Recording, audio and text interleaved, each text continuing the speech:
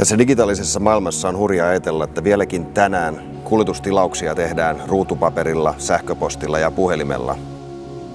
Sähköinen ja älykäs logistiikka digitalisoi tiedon siirron ja hallinnan parantaen tuottavuutta ja läpinäkyvyyttä.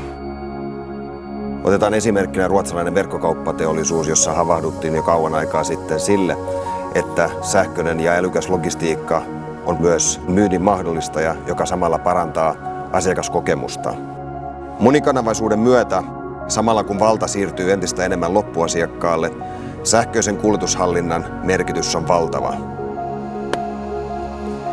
Unifound on edelläkävijänä Suomessa auttanut tuhansia yrityksiä toimialasta ja koosta riippumatta parantamaan laatua ja läpinäkyvyyttä sekä säästämään rahaa ja aikaa.